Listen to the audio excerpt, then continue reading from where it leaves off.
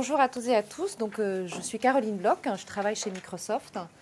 Ça fait un an que j'ai rejoint cette entreprise, parce que je suis arrivée le 16 mai, donc bientôt date anniversaire. Alors, je suis chez Microsoft, ça s'appelle HR BP Lead, à vos souhaits. Ça veut dire, en gros, j'ai la responsabilité de tout ce qui est gestion des carrières. Chez Microsoft, vous verrez tout à l'heure notre organigramme, parce que le dispositif ressources humaines fait partie de la façon dont on essaie d'être à la fois classique, rationnel et peut-être un peu innovant, parce que c'est ça aujourd'hui la question. Voilà. Et dans mon histoire professionnelle, donc j'ai travaillé 16 ans, j'ai travaillé dans des grands groupes internationaux. Donc entre 96 et 2010 chez Kraft Foods, qui est une autre grosse entreprise internationale. Par nature, ce sont des entreprises assez rationalisantes dans leur mode de fonctionnement, par rapport à ce que vous disiez. Et la petite originalité dans mon parcours, c'est que j'ai commencé chez Atos Origine, dans l'IT, et j'ai travaillé il y a 16 ans chez Microsoft, entre 93 et 96. Donc je reviens dans la même entreprise 16 ans après, parce que finalement, j'y ai trouvé mon compte. Et donc je reviens avec une casquette sur la partie gestion de carrière. Alors, ce que je vais essayer de vous raconter aujourd'hui, c'est ma lecture. Il n'y a pas de vérité dans l'histoire, mais je reviens chez Microsoft. J'ai un an d'ancienneté dans cette nouvelle entreprise parce qu'elle a bien changé depuis que Bill Gates était tout petit. Et je vais essayer de vous raconter comment, au quotidien, on essaye d'introduire un peu notre originalité, parce que je pense qu'il n'y a pas une originalité, mais il y a de multiples originalités qui vont convenir à un univers et qui ne seront pas forcément applicables dans d'autres. Quoique, en vous entendant, chez Microsoft, on a un truc qui s'appelle les Learning Circles. Voilà. Et donc, c'est exactement la même chose. C'est comment je crée des communautés et je les rends autonomes dans leur façon de partager, d'apprendre, pour apporter un plus par rapport à tout ce qui est organisé, structuré, etc. Voilà, donc ce que je vais partager avec vous aujourd'hui, c'est quand on parle nos enjeux chez Microsoft en termes de management, c'est-à-dire d'efficacité managériale entre collaborateurs et managers, c'est d'arriver à cette notion d'empowerment, comment je délègue, comment je fais descendre la responsabilité, de flexibilité et de cross-collaboration, et je vais essayer de vous raconter comment on vit ça au quotidien. Alors, je vais vous dire 3 mots sur l'entreprise. Ensuite, je vous expliquerai comment on essaye de faire en sorte de manager la performance. Donc, vous avez tout un groupe d'individus, des collaborateurs, des managers qui ont une performance à produire. Chez Microsoft, vous vous doutez bien, la performance, c'est important. Vous êtes leader sur votre marché. À un moment donné, chaque fois que vous faites un pas, on regarde comment le marché s'oriente, etc. Donc, la notion de performance constante, elle est extrêmement importante. Et vous allez voir comment on essaye d'équilibrer ces choses-là. Quels sont les résultats? Parce qu'évidemment, on va mesurer exactement comme vous faites à la Poste. Quand on a des dispositifs, la première chose à faire pour savoir si on est dans la bonne direction ou pas, c'est de les mesurer, d'aller voir si ça marche ou pas. Et puis, je vous donnerai nos key learning, c'est-à-dire, en gros, ce qui nous paraît important et qu'on essaye de surveiller. Alors, Microsoft, dans le monde, c'est 90 000 personnes. Moi, je vais vous parler de la partie France. Nous sommes 1500 au campus. Vous avez Microsoft France, vous avez Microsoft International, le siège de Microsoft International qui est au campus d'Issy-les-Moulineaux. Et puis vous avez un autre business qu'on a racheté il n'y a pas très longtemps qui s'appelle MusiWave. Ce sont des gens qui font du développement autour du contenu musical. Voilà, ce qu'on dit dans l'entreprise, c'est qu'un jour, iTunes viendra supplanter, Zune viendra supplanter iTunes. Voilà. Forcément, on est toujours dans une bagarre avec un certain nombre de concurrents. Alors, la caractéristique de nos collaborateurs, et c'est ça aussi qui est important quand je dis on essaie d'être innovant par rapport à notre univers, parce que toutes les choses ne sont pas égales par ailleurs d'une entreprise à l'autre. Vous avez 80% des collaborateurs qui ont un bac plus 4-5. C'est une caractéristique de la population. Donc, pour un moment donné, être efficace en matière de management, on tient compte de ça. Ce n'est pas tout à fait les mêmes recettes que dans d'autres entreprises. Vous avez un âge moyen de 37 ans, une ancienneté de 7 ans, 90% de la population cadre, une diversité importante sur laquelle on travaille effectivement beaucoup. 30% de femmes dans le monde de l'IT, c'est extrêmement élevé et on a une action extrêmement active sur ce point-là. 6% de seniors, 25 nationalités différentes dans notre campus. Ça aussi, c'est une sorte de diversité au quotidien qu'il faut gérer. Un turnover de 11% par an en moyenne, ce qui n'est pas très, très élevé dans le monde de l'IT. Voilà. Après, je viens du monde du food où il y avait 3% de turnover. Donc, pour moi, ça a été un changement important. Et puis, un taux de mobilité interne de 20% par an, c'est-à-dire que vous avez entre le turnover et le turnover externe et notre turnover interne, qui est un signe de bonne santé. 20% des collaborateurs qui changent de poste par an, c'est un signe d'agilité et de flexibilité de la main-d'œuvre. Ça fait beaucoup de mouvements, tout ça. Donc, il faut essayer d'avoir aussi des modes de fonctionnement un peu organisés et structurés pour faire en sorte de délivrer ce qu'on a à délivrer. L'organisation ressources humaines, je vous la montre parce qu'elle a une caractéristique importante dans ce qu'on essaye de délivrer en termes d'efficacité. Vous avez des pôles d'expertise. Donc, vous avez un spécialiste de compensation and benefits, un spécialiste de tout ce qui est talent acquisition, en gros, c'est le recrutement interne et externe. Vous avez un spécialiste des relations sociales, ce qui est un peu particulier en France. Dans les autres pays, ce n'est pas tout à fait pareil. Et vous avez un spécialiste de tout ce qui est développement des organisations et tout ce qu'on appelle learning et développement. C'est ce qu'on appelle les centres d'expertise, les Center of Expertise, COE, voilà. Et l'organisation dont j'ai la responsabilité, qui sont les généralistes.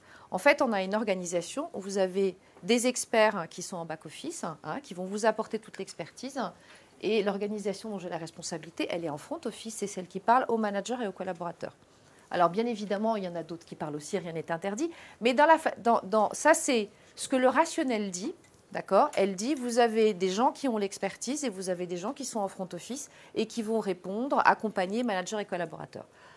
C'est vrai à 70%, mais ce n'est pas vrai à 30%, parce que les gens, effectivement, qui ont une expertise particulière sur la formation, les gens qui ont une expertise particulière sur tout ce qui est rémunération, avantages sociaux, ils vont aussi parler aux vrais gens. Donc ça, effectivement, le rationnel dit c'est comme ça que ça marche. La réalité dit effectivement, c'est l'équipe dont j'ai la responsabilité qui parle aux collaborateurs et managers et qui s'appuie sur ses collègues experts.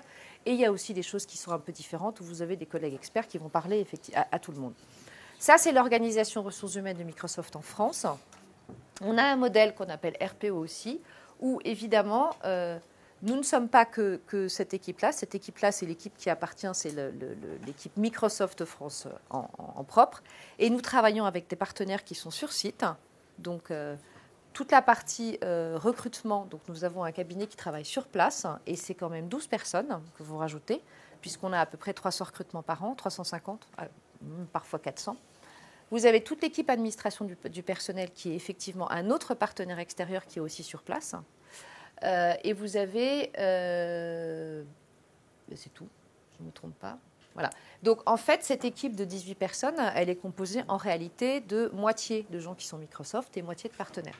D'accord ? C'est un modèle où il y a une partie qui est effectivement outsourcée avec des partenaires, qui du coup, nous oblige à faire en sorte d'avoir, ça aussi c'est un élément intéressant en matière d'innovation dans le management, et je pense qu'il faudrait se pencher là-dessus, c'est qu'une organisation qui a confié une partie de son activité à un partenaire extérieur doit aussi développer une capacité à manager ce partenaire qui est à la fois comme si c'était vous et qui à la fois n'est pas vous.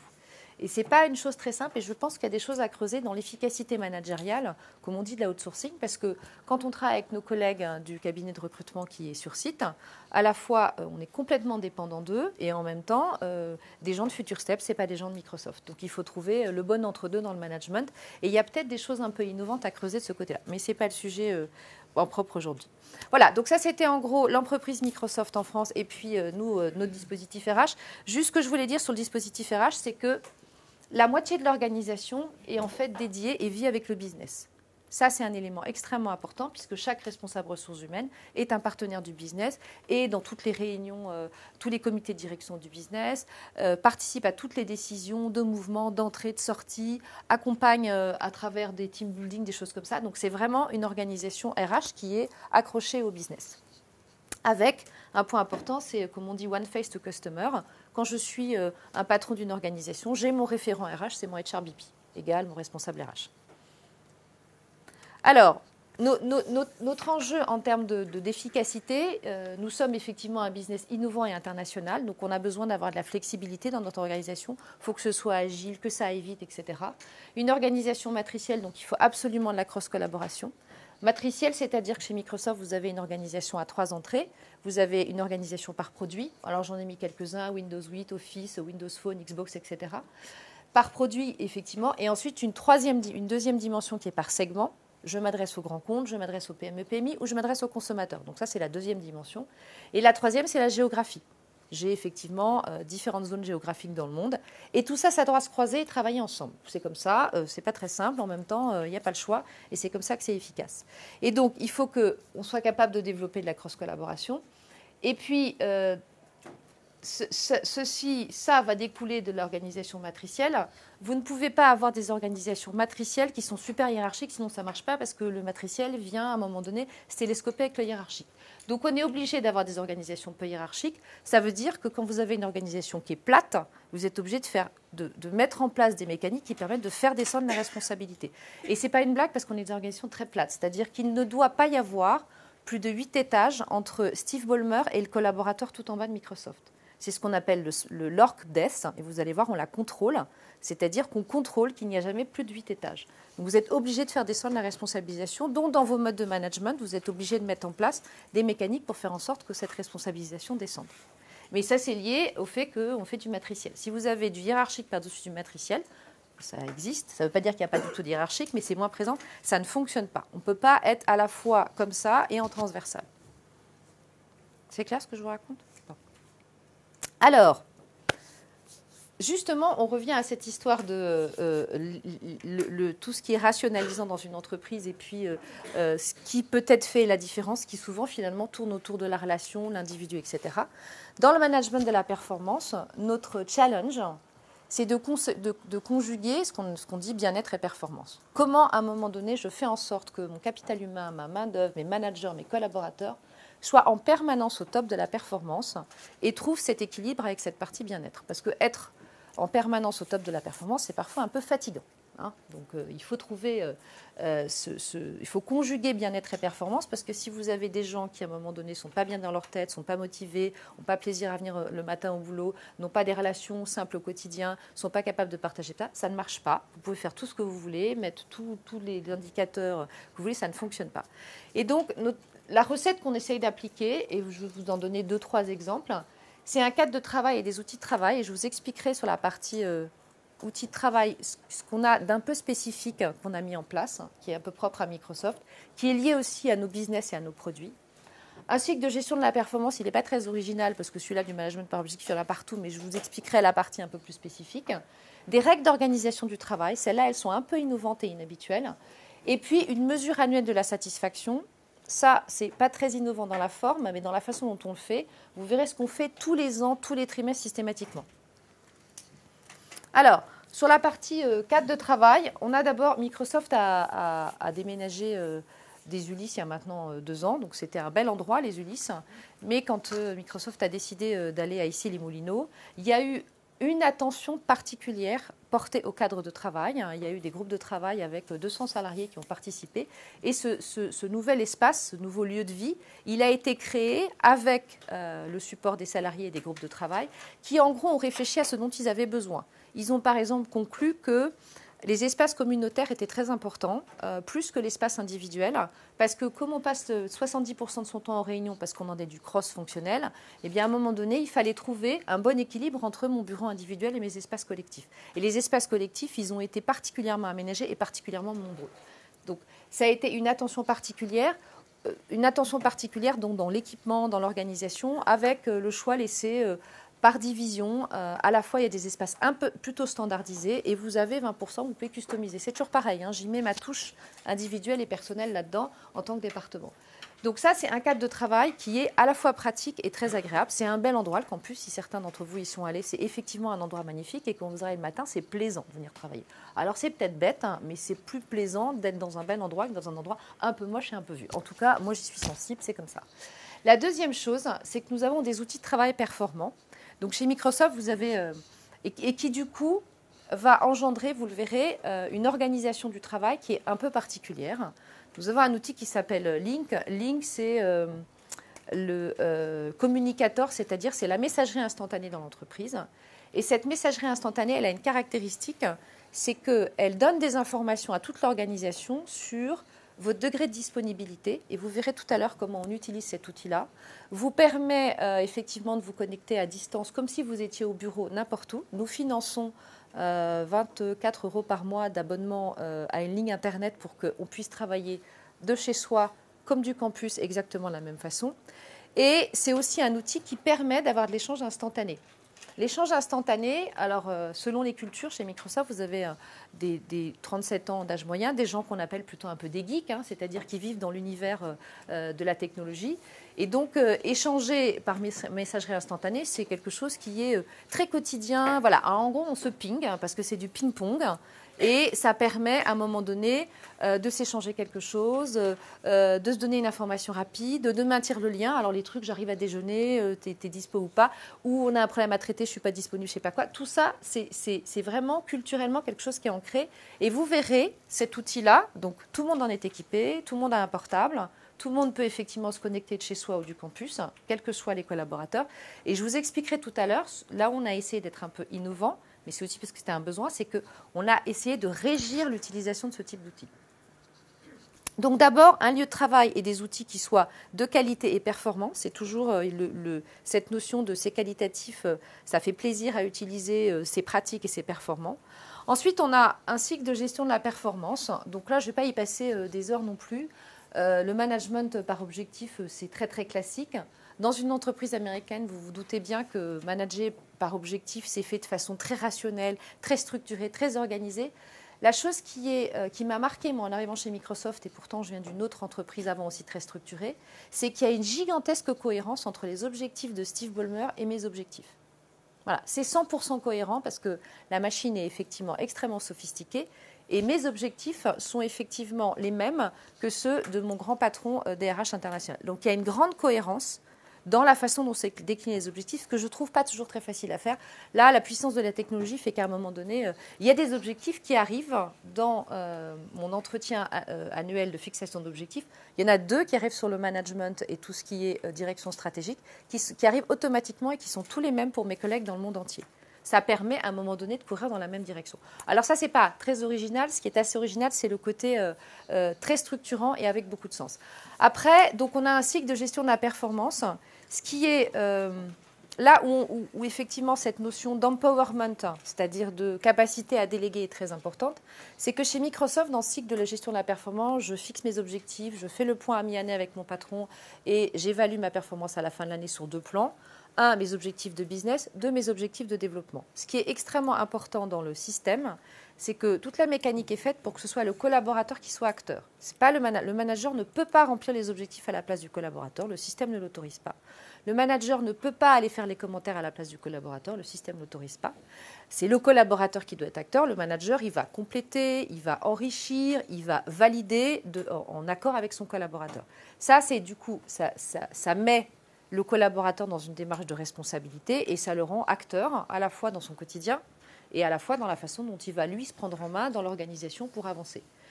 Il y a les systèmes de management de la performance, vous en avez 650 000, les mêmes dans votre entreprise. Hein, fixer des objectifs, faire un point à mi-année, évaluer la performance en fin d'année, ce n'est pas original. Et voilà, et c'est utilisé partout. Et d'ailleurs, la Poste fait ça depuis très, très, très, très longtemps. Et ce sont les entreprises du privé qui ont récupéré ça de la Poste. C'est ça qui est incroyable. Et donc...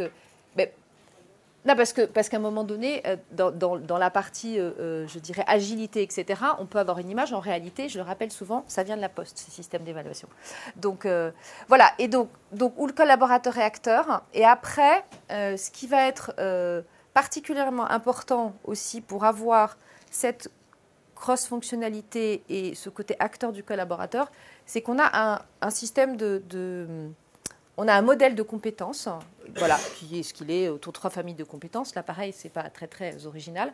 En revanche, les managers et les collaborateurs sont particulièrement formés pour utiliser ce modèle de compétences et pour faire ce qu'on appelle des self-assessments. Il y a tout un tas d'outils assez pratiques qui vous permettent, quand vous êtes un collaborateur, de vous dire, voilà, je suis sur un poste A, j'aimerais bien aller sur un poste B. Et donc, j'ai un outil qui va m'aider à identifier les gaps. Qu'est-ce que je dois faire? Qu'est-ce que je sais déjà faire, etc. Ça, c'est pareil, c'est la notion de responsabilisation qui dit, si à un moment donné dans l'entreprise, tu souhaites bouger, il faut te prendre en main et l'histoire t'appartient à 70%. Moi, manager, je suis là à 30% comme un facilitateur, un aiguilleur. Parfois aussi, j'ai le devoir de dire, passer des ressources humaines à la finance, ce n'est pas une très bonne idée parce qu'il me semble que ce n'est pas approprié. Mais c'est ça, c'est rendre acteur le collaborateur dans la démarche de management de la performance.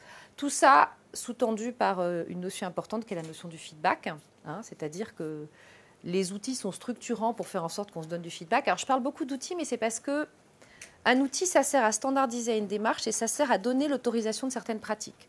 Quand vous avez dans un formulaire de management de la performance un endroit où c'est marqué feedback du collaborateur au manager et un endroit où c'est marqué feedback du manager au collaborateur, ça autorise tout le monde à se donner du feedback. C'est pas pareil de dire donnez-vous du feedback. Ça s'appelle une injonction paradoxale, ça. Si, si effectivement on se le dit, c'est qu'on ne le fait pas. Et si on ne le fait pas, parce qu'à un moment donné, c'est compliqué. Donc, la notion de la culture du feedback, elle est inscrite dans les outils de façon très rationnelle. Après, l'enjeu, c'est de faire en sorte qu'il existe. Et donc, quand vous remplissez vos formulaires à la fin de l'année, eh bien, à un moment donné, vous faites un feedback écrit à votre manager et vice-versa. Alors, évidemment, là-dessus, on apprend. On a des ateliers qui s'appellent donner et recevoir du feedback, parce que le feedback, c'est un cadeau. Ça ne se donne pas n'importe comment. Ce n'est pas un jugement, etc.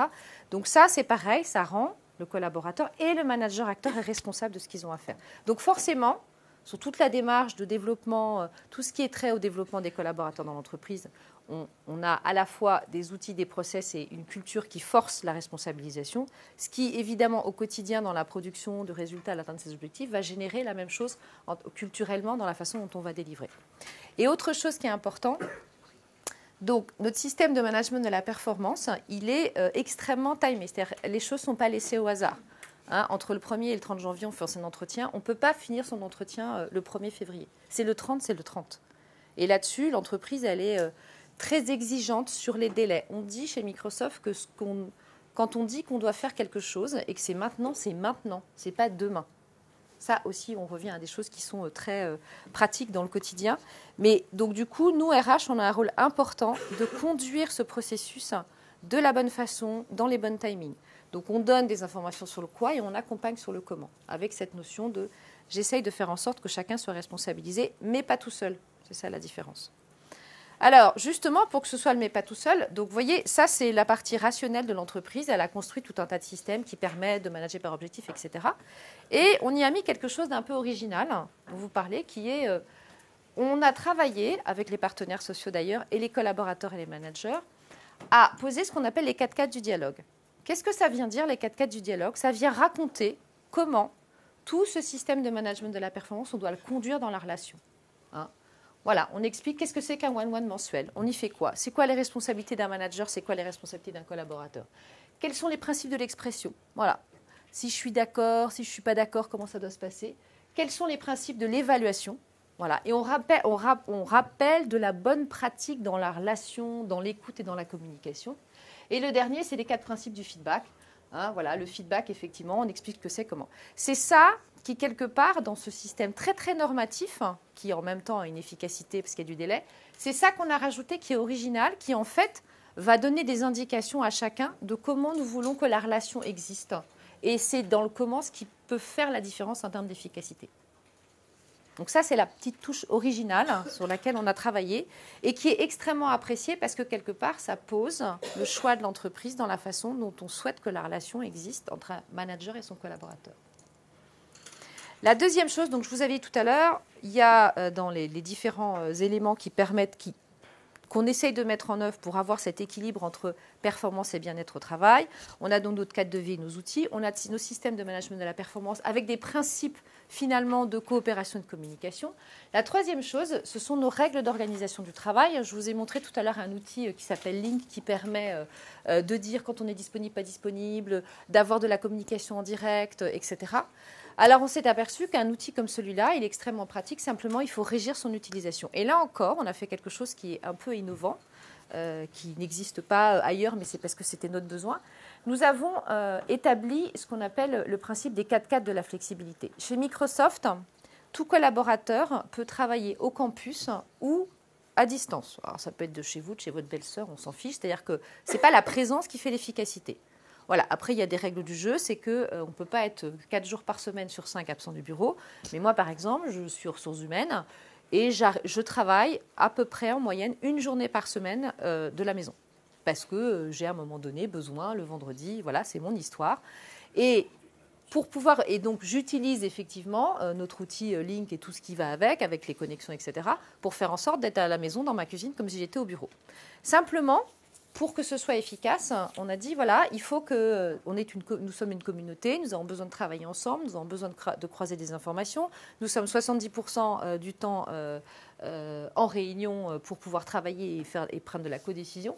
Et donc, nous avons inventé les 4 de la flexibilité, voilà, qui, pareil, régissent nos fonctionnements au quotidien. Là, c'est pareil, on est sorti. Vous avez un outil rationnel très pratique qui permet de communiquer, d'afficher quand vous êtes disponible, pas disponible, de communiquer en live comme si vous étiez à côté.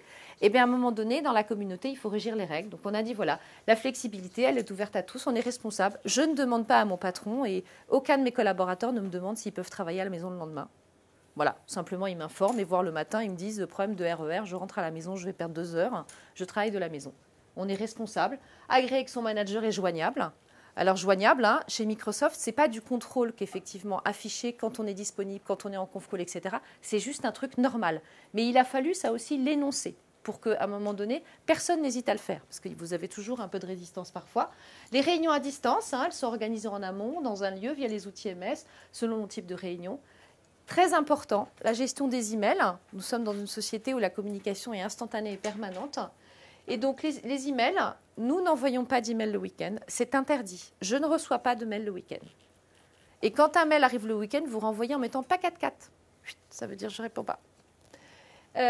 Dans un timing adapté, la distinction entre pour information et pour action. Vous vous doutez bien que dans une entreprise comme Microsoft, des emails, on en a énormément. C'est effectivement le tonneau des Danaïdes. Dans l'entreprise où j'étais avant, il y en avait aussi énormément. Mais nous avons régi cette pratique-là. Et cette pratique-là, elle fonctionne plutôt bien. Et vous verrez tout à l'heure, on la surveille comme le lait sur le feu. Ces pratiques-là, qui sont finalement la partie moins procédure et moins process, elles sont à surveiller comme le lait sur le feu. Parce que si on laisse les choses partir, hop, on reprend des mauvaises habitudes. On envoie des emails le week-end, etc., etc. Et les réunions, alors c'est tout bête, elles sont planifiées on time, il y a des comptes rendus, elles sont participatives. C'est ce que nous avons rajouté, en gros, dans le comment, par rapport à notre organisation du travail, qui est une organisation du travail très plate, avec des outils Microsoft qu'effectivement on maîtrise énormément et qu'on utilise. Ça, c'est le comment et ce sur quoi nous avons travaillé pour arriver à manager cette performance avec notre culture et à un moment donné, ce qui nous ressemble dans notre quotidien, avec des besoins d'organisation extrêmement flexibles. La dernière chose, c'est le 4e ingrédient de la recette qu'on essaye de mettre en œuvre pour conjuguer la performance et le bien-être, c'est que nous mesurons sans arrêt. On va sans arrêt prendre la température pour savoir ce qui va et ce qui ne va pas. Vous faites à la poste aussi des mesures sans arrêt, parce que c'est ce qui permet de redresser la barre. C'est cette notion d'amélioration continue. Alors les mesures, vous en avez de 4 natures. Ici, je vous parlais du fait que nous avons, parce que nous sommes une entreprise à une organisation matricielle, une organisation qui est plate. Voilà, on mesure ce fameux, la profondeur de l'organisation. On la mesure tous les trimestres, celle-là. C'est-à-dire, on fait attention à ne pas déraper.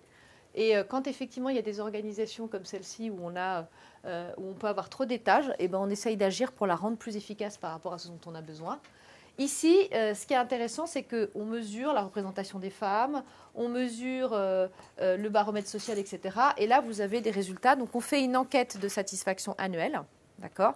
Et on va mesurer, et on a un dispositif, ça c'est son originalité, qu'on appelle nos sentinelles en gros du bien-être. Vous avez un représentant par département. Quand les résultats du baromètre social arrivent, donc le groupe de travail se met en place. Chaque division a des plans d'action, on a des plans d'action. Et tous les trimestres, on fait un point sur ce qu'on a dit qu'on ferait, est-ce qu'on l'a fait, pourquoi on ne l'a pas fait, etc. Aux ressources humaines, c'est un truc très simple. Ça revient effectivement à qu'est-ce qu'on fait un peu de différent qui n'est pas tout à fait rationnel. Nous étions la seule organisation à ne pas avoir de machine à café. Alors ça paraît un peu idiot, sauf qu'on n'avait pas de lieu pour se retrouver et discuter. Et ben, un des plans d'action suite effectivement à l'enquête interne, parce qu'on avait des soucis en termes de communication, nous avons installé une machine à café. Donc vous avez des outils extrêmement élaborés et de temps en temps des petites actions du quotidien qui font du bien. Et puis on s'est dit, on ne se voit pas assez, donc on s'est fait des tickets d'invitation au restaurant. Voilà. Donc on doit effectivement inviter un collègue, parce qu'on court tout le temps, 6 fois dans une année. Alors c'est peut-être idiot, mais 6 fois dans une année, ça fait quand même un déjeuner tous les 2 mois avec un collègue qu'on croise en courant ou qu'on voit qu'en réunion. Voilà, donc ça c'est la mesure annuelle de notre performance et cette notion de continuous improvement. Voilà, des indicateurs positifs, c'est qu'effectivement on a à la fois dans les enquêtes internes et externes des résultats qui sont plutôt positifs. Et simplement nos key learning, Donc, investir dans notre environnement et nos outils de travail pour conjuguer plaisir et efficacité, c'est une des ingrédients de la recette. Mesurer en permanence l'efficacité de nos dispositifs pour pouvoir s'améliorer. Des process RH maîtrisés par les managers et collaborateurs, c'est eux qui doivent maîtriser les process RH. Nous ne sommes que des facilitateurs, ils ne nous appartiennent pas. Impliquer et responsabiliser les collaborateurs et managers dans la conduite des objectifs et le développement. Je vous en ai donné quelques exemples. Et conjuguer bien-être et performance, c'est un équilibre à surveiller en permanence. Donc c'est ce qu'on essaye de faire en mesurant régulièrement. Voilà, j'en ai terminé. Merci.